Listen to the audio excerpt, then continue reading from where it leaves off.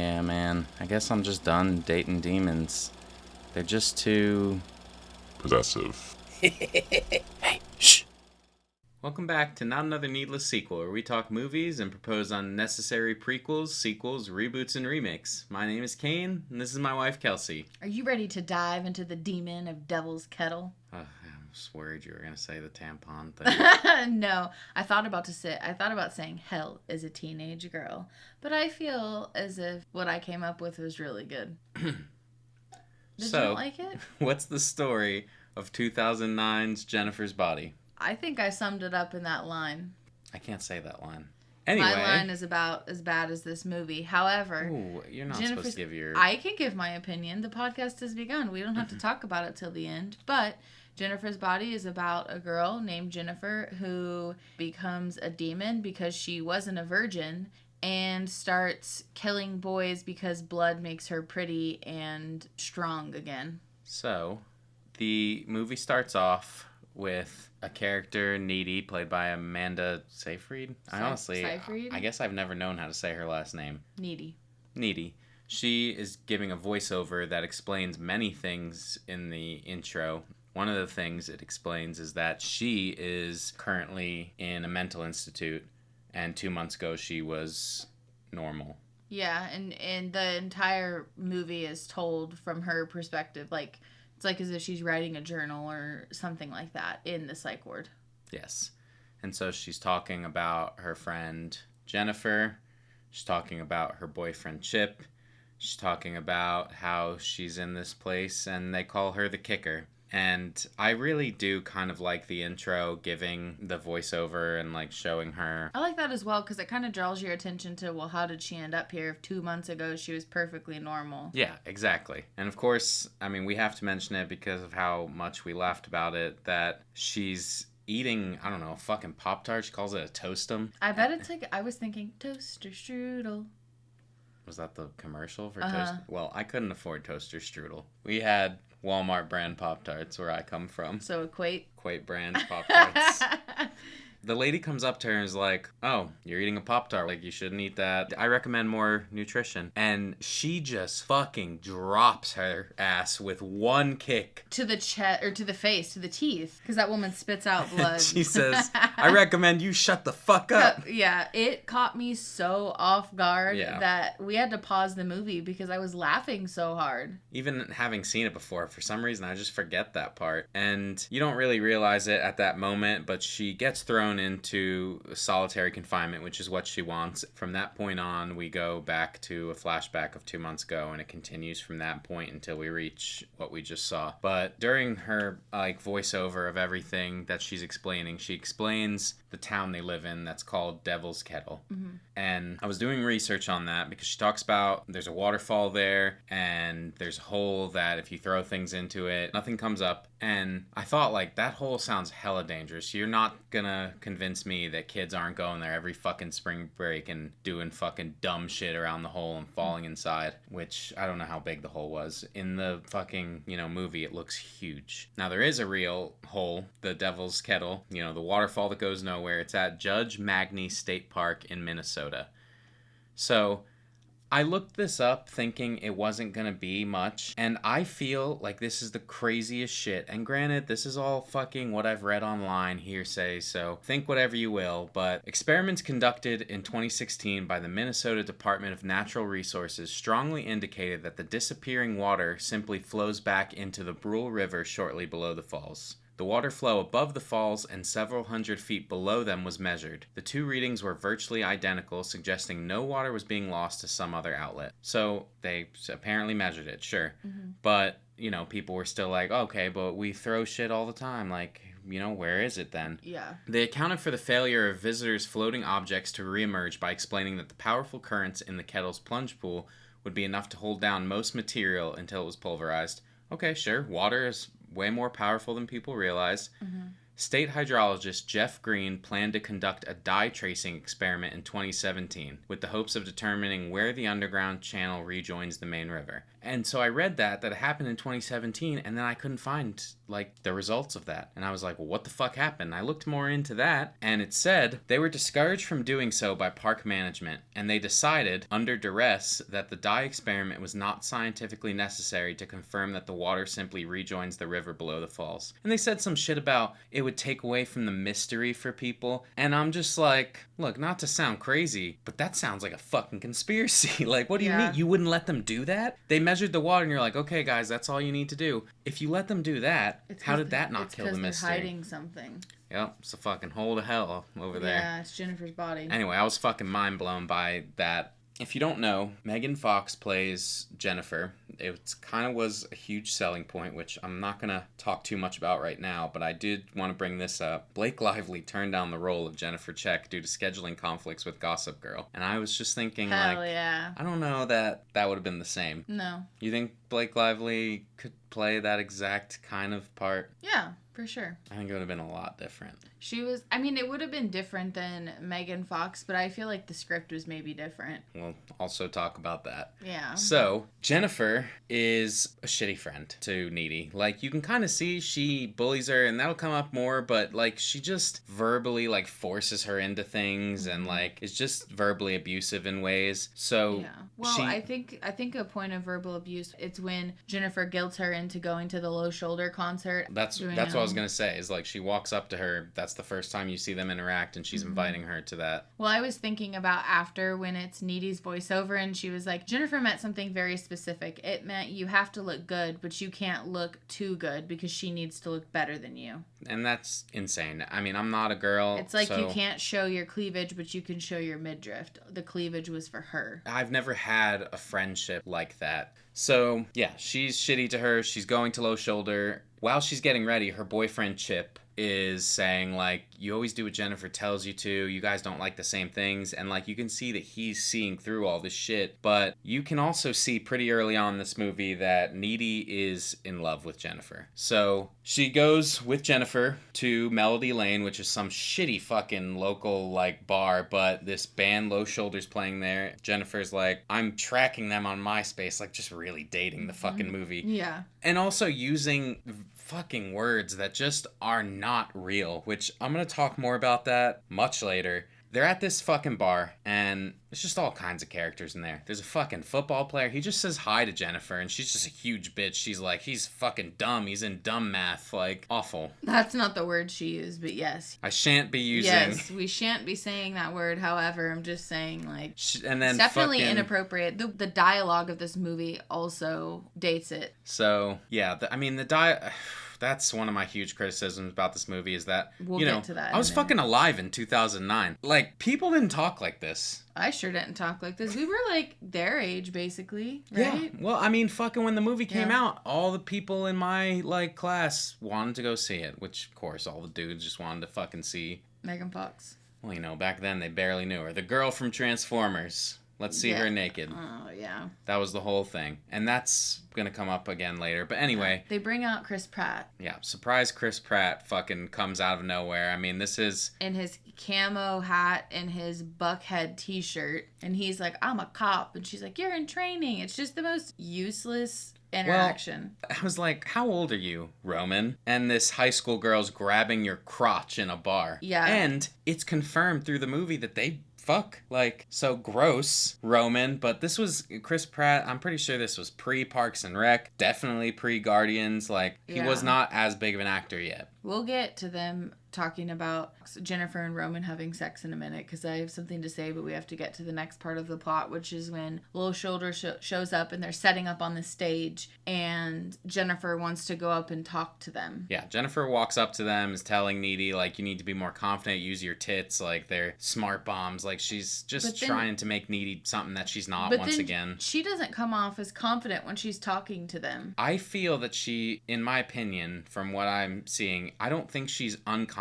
I think she's playing dumb ditzy girl. Like for the band, for the boys. I hate that they had her playing a desperate girl who also seems to be dumb. And she's just like, oh, I like music. And Yeah, you it's play your just instruments so good. Yeah, I don't understand. It's not Megan Fox's fault. She did a good job for the role she was given. Well, I truly believe she's a pretty smart girl that is playing dumb and being this kind of like, I don't know the right word that's not offensive. Like, I'm not trying to say anything negative about her. I just think some people play this part. Like, they're a lot smarter and they're like, but I'd rather come off like this to people so that people view me in a certain light. Yeah, it's just, I didn't like that part. But so, then, oh, sorry, go ahead. She is talking to the fucking lead singer, trying to hit on him, and obviously he's down. She's gonna go get them a fucking drink. And Needy stays over there.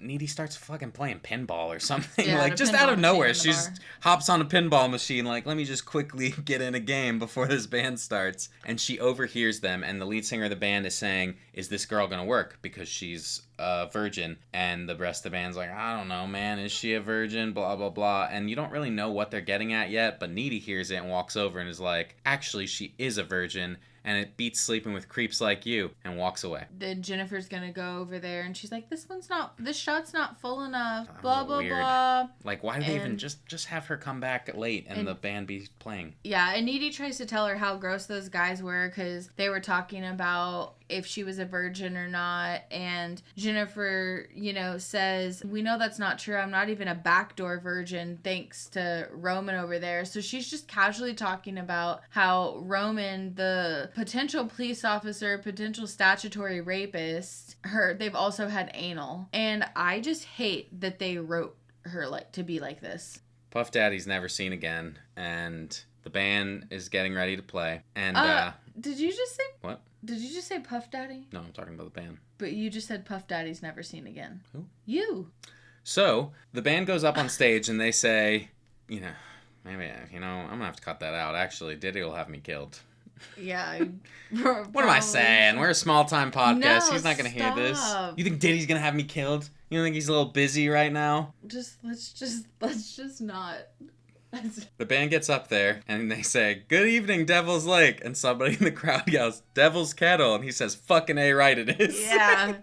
Yeah. So, while they're playing, this fucking bar goes up in flames like it's a pile of fucking tinder covered in gas. Many people die. Yeah, a small fire starts, and holy shit, like, I was sitting there looking at it trying to figure out if this was, like, something to do with the band. Because it felt like it was unnatural how fast that motherfucker went up. People are burning alive. Things are falling. They can't get out. Fucking Needy runs up and is like, I know where to go, and goes through a fucking bathroom window with Jennifer. They get out there, the band's out there, and that fucking creep walks up and is like, oh, are you guys in shock? Here, have a drink. Starts fucking pouring it down Jennifer's throat. Let's go back to my van. She's already drunk. He must have drugged the drink, too. Before I continue on, let me just say, I've seen this movie a few times before now, and I thought that this movie was the worst fucking movie I'd ever seen. So after seeing so many people praise it and talk about it in a positive light, I tried really hard to watch it this last time through a different lens and look at different things. This is a part of the movie that I can't get behind because I see no clear reason why Jennifer went with them. I guess you could say she was suffering from like PTSD, but honestly, she didn't seem to fucking even notice that the fire was happening. She was so locked in, which again, I guess that could still be PTSD. I just don't understand why she got in the van. She was like, yeah, I want to get in your super cool van. Like, you can kind of, unfortunately, it seems like she can get laid by any dude in the school. Why are you doing this right now? Like, check on your friend, fucking go home, clean up, just anything. Yeah, and the Needy doesn't call the police or, like, say Jennifer was taken. She just lets her go. She tries to tell her, but yeah, afterwards she doesn't seem to do anything. But, she calls her boyfriend Chip and tries to tell him. Chip is more worried about her and is like, well, did you get the make and model of the car? She says, I don't know, Chip, a fucking 89 rapist. Yeah, that's so good.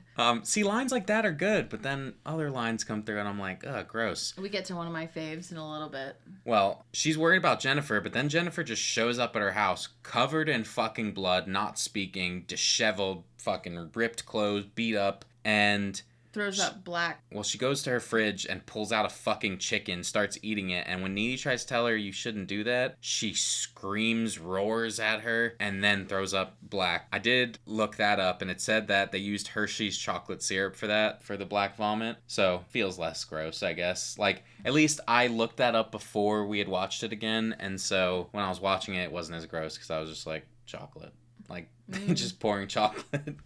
Anyway, during that, also, I wanted to mention, like, it goes back to the dialogue, and they mention it later that Needy doesn't curse until much later, but, like, when she hears a noise when Jennifer shows up, she's like, cheese and fries. No. Oh, cheese and fries. People don't talk like, what are you, a fucking Scooby-Doo character? Exactly. Nobody says that. Even if you're not gonna curse, you just don't curse. You don't fucking replace it with cheese and fries. Anyway. Jinkies is even better. I think all the blood on Jennifer also looks really fake. I think that it looks very thin and light. It just looks like tinted water. That's how it looks later in the movie, too. Yeah, I don't think they do a great job with fake blood in this movie. Anyway, she pukes up that black shit and then leaves. And fucking Needy is just... distraught. Yeah, she's in fucking a panic. She has no idea what the fuck happened. She spends all night cleaning that shit, and then she's in school the next day, and Jennifer shows up like nothing happened. And she's like, fuck the fire. Oh, well, that people died. She doesn't care. Yeah, she's a huge bitch about it. Everyone's like sad about the fire, and she's like, anyone we know? Oh, well, sucks to be them. Like, the best part of this movie is J.K. Simmons' one-handed, hook-handed character. Hook-handed J.K. Simmons refuses to elaborate. No context. Just... Yeah. Anyway, he comes in as a fucking teacher and is telling the kids, like, you know, to stay strong, that kind of thing. Anyway, Jennifer's walking through the school just happy as can be, fucking glowing as everyone is miserable and depressed. You see this guy, Jonas, football player, he is on the field sitting there crying. His best friend, his name was Craig, he was at that bar. He was the guy that tried to hit on Jennifer. He died. He's sad about it. Jennifer walks up to him in the football field and is like, yeah, Craig would have wanted us to be together, and puts his hand on her boob, and they go into the forest to bang, and then she opens her fucking jaw like a snake and eats him. Yeah, she's like a demon and eats his insides, and she wants to suck his blood. Gross. Did you like my Dracula impression? It sounded more like an impression of somebody in Hotel Transylvania making fun of Adam Sandler. Yeah. Okay, so... Is Adam Sandler not Dracula? I don't say blah, blah, blah. Blah, blah, blah. Anyway. Sorry. When she's fucking killing Jonas, J.K. Simmons hears it and goes over... I mean, first he thinks it's Jonas letting out cry it out. Yeah, cry it out, kids. But then he realizes, which I was so happy he realized, because in a lesser horror movie... He wouldn't have. He would have just went away. Correct. But he goes out there and unfortunately finds Jonas's body's just fucking torn open. Like, chest is just absolutely... Intestines are outside of his body. The deer is eating him. Yeah, I mean, the gore in this movie is pretty rough when they show the body, but surprisingly, it was supposed to be worse. There was supposed to be scenes of her actually, like, ripping them open, and they didn't want that. So they cut that. I agree. I think it was a good call to not do that. The news of Jonas, like, starts to get out. It's kept quiet at first, but Chip finds out because I guess he lived next door to him. And Chip is telling Needy. Needy is like, this can't be a coincidence. It has to have something to do with Jennifer. And Chip is like, fuck off. Like, who cares about Jennifer? A kid was murdered. And he's not seeing the connection, which, you know, a normal person probably wouldn't see that connection. Right. So, because Jonas's death starts to spread around the school, people continue to be depressed. They just had this fire that killed several people. Now this person's being murdered by a cannibal is what they assume. And you get Needy in a voiceover saying, you know, most of us were sad, blah, blah, blah. But when she says most of us, I think that this scene looks really good because it shows Jennifer walking down the school hallway in kind of slow motion. She's wearing like bright pink. She's glowing. Her skin looks good, all that. And everyone around her is like, first of all, not even facing the camera. All their faces are like turned away. And they're all wearing like grays and blacks and sweatshirts. And so she really stands out and you can see how little she cares. And you can see that she's looking super good. And I'm not saying that like, oh, Megan Fox looks good. It's part of the movie. So Devil's Kettle starts to heal, and then Jennifer starts to look really bad. And in class, Needy was like, no offense, but you look really tired. Is everything okay? And it's because she hasn't killed anyone, because the blood is like what keeps her looking fresh and all of this stuff. And so they're walking down the hallway, And this guy named Colin asks Jennifer out, and at first she turns him down, and then she changes her mind because she wants to kill him and gives him an address to go to Well, it that seemed night. like she changed her mind just because Needy showed almost an interest in him. Yeah. And then she's like, oh, okay. Fucking... I forget. Jennifer does make comments throughout the movie like, Chip's looking really cute to me lately. Yeah, Chip is she looking again, this. that toxic friendship. Like, she's awful. When Colin Gray does ask her out, though, he's like, we've been having a lot of fun in class. I was wondering if you'd want to go see Rocky Horror at... Picture show. Yeah. I don't... He says... Like He just says Rocky if- Horror is playing. Yeah, Rocky Horror is playing at some theater. And she says, I don't like boxing movies. Yeah. And he's like, it's not a fucking boxing movie. Yeah. And he walks away. Anyway, she invites him over then to watch Aquamarine, which, dude, he invited you for Rocky Horror and now you're saying Aquamarine? Wasn't that on fucking Nickelodeon? Yeah, she meets up with him, and at the same time as she's meeting up with him, Needy has sex with Chip for what seems like the first time. She doesn't seem like she's totally enjoying it until Jennifer and Colin get together, and she's fucking almost immediately killing him. And somehow Needy is like sensing this, and so she is like having a fucking panic attack while she's being entered by Chip. Oh, am I too big? Yeah, that... God, that part is... Chip thinks he's a fucking stud. Young Neil is a stud. He's like Out the smiling. gate. He's like, am I hurting you? Am I too big? Yeah. And meanwhile, she's having a fucking, like, Panic crisis. attack. Yeah. Anyway, I mean, just like a guy to be like, damn, like, I really fucking tore her world up, huh? Yeah. So she goes quickly to her car and she's like, I guess driving to Jennifer. I'm not sure where she's going, but she's running. And Jennifer lands on her fucking car and then just goes away. But Jennifer shows up at Needy's house and they make out, right? Yeah, and so that part is what I wanted to touch on when I was talking about her earlier not really having the greatest time with Chip. They're just making out and she looks like she's having a much better time. So when Jennifer is in Needy's bed, she's like, all right, I have to tell you something. And she tells her the whole story about what happened that night that she got in the car with Low Shoulder. So Low Shoulder took her out to Devil's Kettle, like to the fucking waterfall, and they were going to sacrifice her so they could be a successful band. And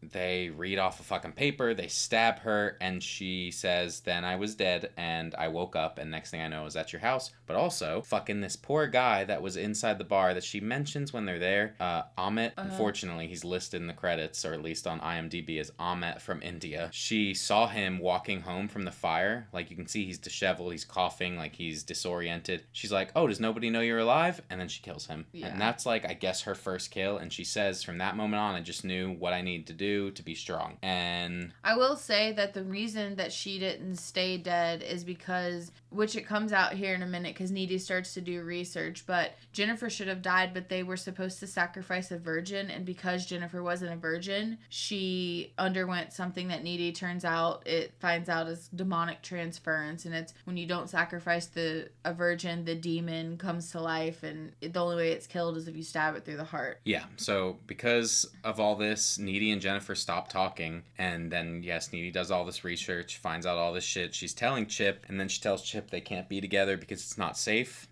Then the dance is coming up, which Chip was super excited for, and I kind of felt sad about because like he's just trying to have a normal high school experience, and unfortunately he's in a horror movie. Yeah, and I feel like Chip tells Needy that, she needs to get some help, and unfortunately, for him, in his defense, she does sound like she needs help. She sounds like she's kind of going crazy. All she's done is, like, blow him off after they had sex, and she freaked out in the middle of it, and so... Yeah, it's gotta be weird for him. Yeah, absolutely. And so she's, please don't go to spring formal. She tells him Jennifer's murdering people, and he doesn't, really believe it, which it ends up not making sense anyway, because she goes to the formal, and I feel that if she was going to the formal trying to look out for Jennifer, then Chip would have been safest at the formal with her. Even though she couldn't do anything, she seems to think that her watching out is gonna do something. Chip would have been safe at the formal because they would have been together, and then we find out, Chip is walking to the formal alone, and Jennifer meets him in the park and says that Needy was cheating with Colin and they were having sex, and then starts to make out with Chip and lures him to like an abandoned like public pool. Yeah, I mean, I wrote down, I was like, what is this final location? It's just a random fucking pool on a hill with the moon. There's fucking, it's overgrown. Like, it feels like they put so much money into it, unless it's just a really... CGI. It looked like CGI. I don't know, but it felt just weird. Like, there was no explanation for it. Yeah. So, when Jennifer is with Chip and she brings him there and she's trying to, like, make out with him, she's being weird the whole time. You know, she's like, am I better than Needy? And he's like, what? She's like, tell me I'm prettier than Needy. Yeah, and then he kind of is like, all right, well, look, this feels weird. And then she reveals she's a monster to him and starts eating him. At that point, Needy shows up because I guess she can sense it again. Yeah, I don't understand their connection through the movie. Yeah, I mean... I don't understand where she's like, Chip, no. And then... I mean, I'll talk more about that because I touch on that in my sequel. Oh, okay. So, Jennifer is already fucking eating Chip's neck when Needy shows up, and they have their battle. Eventually, she gets stabbed by Chip with a fucking pool thing, and it makes her leave. She doesn't die, but she just goes away. Well, she starts bleeding, and this is the best line of the movie. No. And it's said by Jennifer to Needy, you got a tampon? Because you look like you might be plugging. And then she just jumps out the window, and that's it. And also, you know you're fighting her, trying to kill her. What do you mean?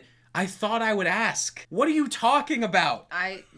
You can heal. It makes zero sense. And anyways, Chip dies. Needy goes to Jennifer's house and breaks through her window and attacks her. And murders her. Well, I want to mention that I don't understand, during that fight, she floats up into the air while Needy's on top of her, and Needy rips off the best friend's necklace, and it's like it's kryptonite. Like, Jennifer just falls out of the air. Yeah. And I don't understand why. We will mention during the fight that Jennifer bit Needy. Yeah. Yeah, she falls. She quits levitating after that, and then Needy stabs her in the heart. Yeah, and then Jennifer's mom, who was not seen until this moment, shows up and is like panicking because obviously she has no idea what's been going on. All she sees is that a girl she's known for a long time has killed her. And this leads to Needy being sent to the mental institute like the movie started off. And turns out she wanted to be placed in solitary confinement because she's like, if you're bit by a demon, you gain some of their powers. And so it's almost like she has all of Jennifer's powers, but she doesn't crave eating, like she doesn't need blood to survive. Yeah, I mean, it's not explored too much past that, but yeah, she floats up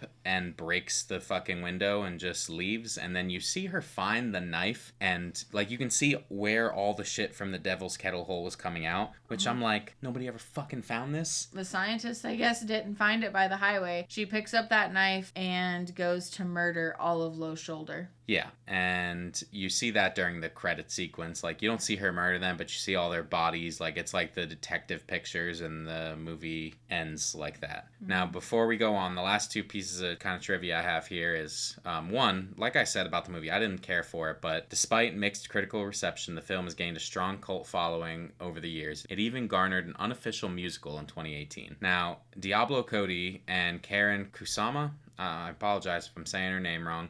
They made Jennifer's Body to appeal to young women the same age as the main characters, but the studio was only interested in marketing the film by capitalizing on Megan Fox's sex appeal. I wrote it for girls, Diablo Cody said. If a guy wrote a movie with the line, hell is a teenage girl, I would reject that, but I'm allowed to say it because I was one. I think the fact that we were a female creative team gave us permission to make observations about some of the more toxic aspects of female friendship. Karen Kusama revealed, one especially disturbing marketing idea for the movie was to have Megan Fox host an amateur porn site to promote the film. The studio also released a poster for the movie with a scantily clad Megan Fox and the tagline, "She's got a taste for bad boys." When Karen and Diablo asked for the reasoning behind the marketing, they received an email response. Diablo Cody said, the email wasn't even grammatically correct. The response said, "Jennifer sexy, she steal your boyfriend," as if a caveman had written it. So that's what we were dealing with. And I think that goes to, what I said, because they wrote her like it seems like they changed the script. Yeah, I mean, I can't obviously speak for how much of the script was changed or what it originally looked like, but yeah, it sounds like maybe they set out to do more of a focus on the friendship aspect and then just, in the eyes of a horror movie. And like I said, when I was younger and this came out, I absolutely remember everyone just being like, finally, we're going to see Megan Fox naked. And obviously you don't, but either way, it wasn't supposed to be marketed like that. Yeah.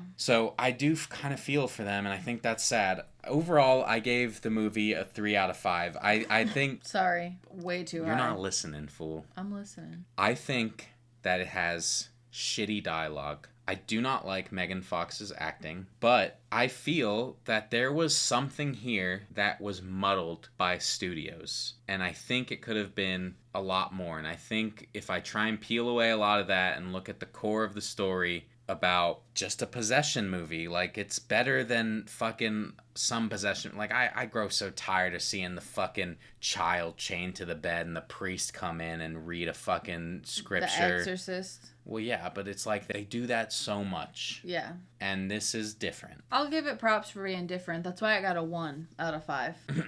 One of the worst movies I've ever seen. I hated the dialogue.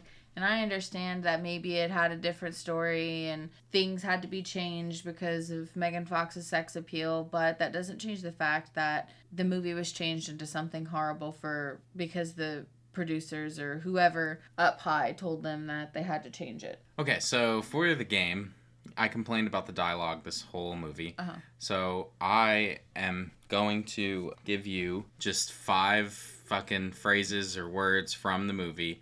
And you just tell me what you think it means, whether you use some context from the movie or you just make it up. And I'll give you some random fucking Urban Dictionary thing I found. All right.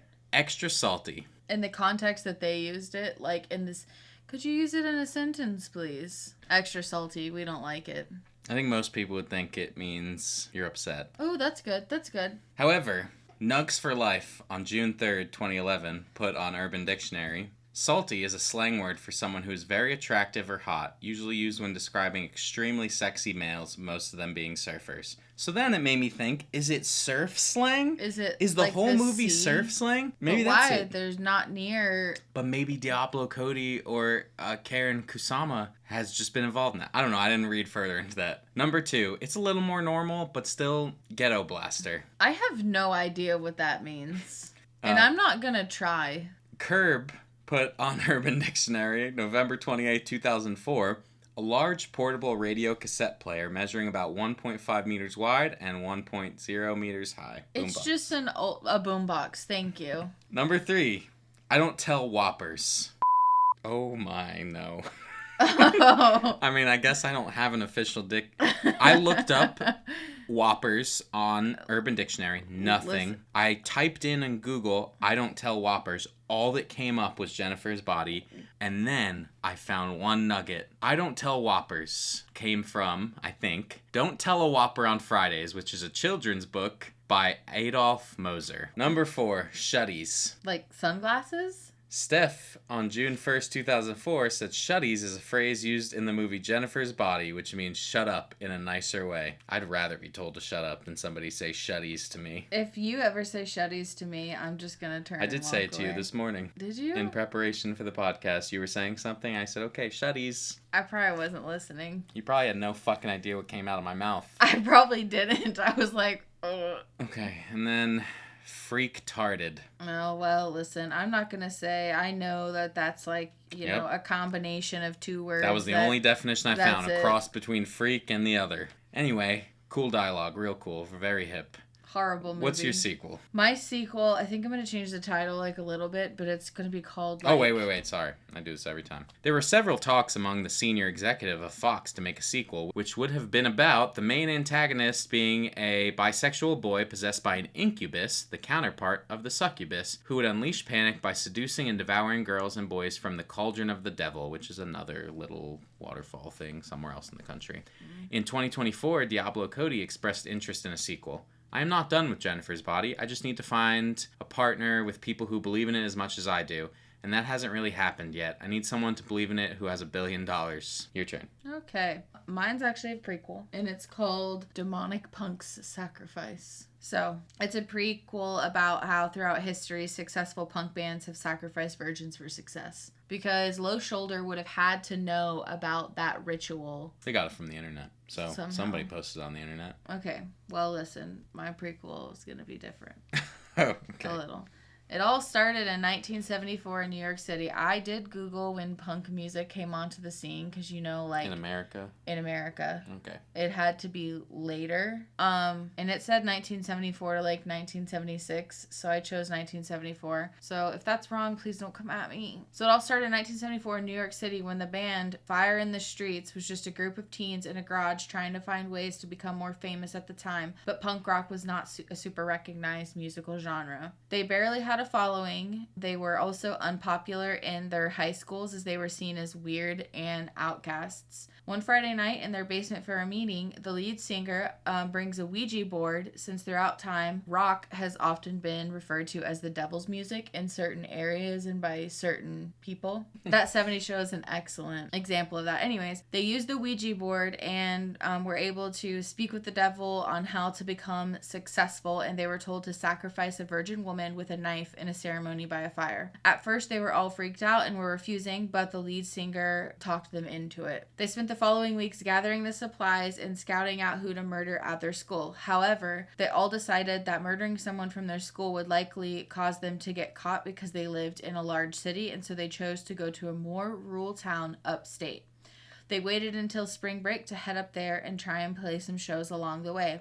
At a show, they meet a teenage girl, figure out that she is a virgin, they drug her and perform the ritual and leave her body in the forest. After the ritual, they become super famous and one of the first well-known punk bands that was able to travel the world and, you know, live out their punk rock dreams. Over the coming years, they passed along this information to other bands that they saw with potential, such as the Cocaine Beggars and the Drumstick Vandals. Okay. Other bands that they deemed worthy of the knowledge. Shows a montage of super famous bands. Then the movie ends. After credit scene is Low Shoulder learning about this information and deciding that Devil's Kettle is the perfect place as they already have a show scheduled there. Nice. I like it. I like giving a little bit of a build-up of people doing that. I mean, it's a thing, they say. And all these famous people sacrificed a baby or something. I actually thought that Tenacious D was the prequel. Unofficial prequel to Jennifer's Body. Tenacious D and the Pick of Destiny, because they, you know, had to find the pick and fight the demon just as the other famous rock bands have done. Yeah. Kind of stole that idea. I like it. So mine is Jennifer's Body Part 2. Needy is living in Canada under a new name, Lillian, with a new life. Needy is dating a woman named Jamie, and Jamie is a police captain, and through this relationship, Needy finds out about unsolved sex crimes as well as sex criminals who, quote-unquote, get away with it. With that information, Needy is somewhat of a vigilante, using her demonic abilities to slaughter those responsible for these crimes. Keeping this secret from her girlfriend while the police force searches for what they call a serial killer makes Needy's life as stressful as ever. But things get worse as Needy begins to feel a hunger inside her. Up until this point, Needy hasn't felt this hunger, and though she doesn't appear to be getting any weaker, she is worried the hunger will prevent her from focusing her power on the right people. Needy can't seem to find any answers to her problem. Meanwhile, she is also having increasingly intense visions of Jennifer, who regularly assaults and insults her in her head. During one vision, Jennifer seems almost human again and tries to warn Needy that the hunger will take over and explains to her the reason why this is happening. Needy and Jennifer's friendship was strong enough that once a demon had taken Jennifer, Needy was also tied to this demon. This would explain her being aware of Jennifer's kills in the first film. According to Jennifer, the demon's soul still lives. Only the body was killed through Jennifer being stabbed in the heart. In order to destroy the demon's soul, Jennifer's body needs to be ritualistically sacrificed within Devil's Kettle's hole that goes nowhere. Needy travels to Devil's Kettle, causing Jamie to grow suspicious of her and secretly follow her, hoping her suspicions are not warranted. Needy digs up Jennifer's corpse and transports it to the waterfall, but she is confronted there by a disturbed Jamie who aims her gun at Needy and reveals she has learned about Needy's past and her true name. Needy tries to reason with her before tossing Jennifer's body into the hole and disarming Jamie using her powers and throwing the gun into the hole as well. Unfortunately, Jennifer is consistent and lied to Needy about the ritual. The hole to nowhere revives Jennifer and she attacks Needy. They battle once again, only this time Needy's not outmatched. The conversation during the fight allows Needy to gain the closure she needs before she deals the actual killing blow to Jennifer. Needy had learned and never expected the whole sacrifice to work. She was able to track down the Waxing Moon cult, who reveals the real ritual to kill the demon soul. Using this ritual, Jennifer's body and soul are sent back to hell. The nightmare finally seems over until Needy is stabbed from behind by Jamie, who believes Needy to be a psychopath. The movie closes with a voiceover from Needy, closing out the story of Devil's Kettle and accepting her death as another facet of her life touched by Jennifer Check. I like it. It's really good. Well, hell yeah. That's way better than mine. I would watch that. You would watch, even hating this first movie? Yeah, even hating the thing about the first movie that I hated was the dialogue and the way they wrote Megan Fox. It was clunky, made no sense. They just tried to use her sex appeal, which now we know why. Like, that's why I hated the movie. It's insulting. Well, I tried to keep maybe more of the female themes in this movie. I tried to let Needy be a lesbian and have a relationship with someone that might actually care about her. I mean, I know she killed her, but, you know, in the situation, you wouldn't understand. Right. Like, you would do the same thing. Correct. And also made Jennifer's actual body part of the plot so that it could still be called Jennifer's Body. Hell yeah. Anyway, that's all I got. So thank you for making it this far. If you'd like to vote on whose sequel idea was the best, come by our YouTube channel for the polls, or let us know your idea with a comment, tweet, or you can reach us at needlesssequel@gmail.com. Links, as always, will be wherever you're listening. If you had a good time, share a show with someone, leave us a review, and come back for more. We would love to have you. All right, be easy, everyone. We'll see you next week. Bye.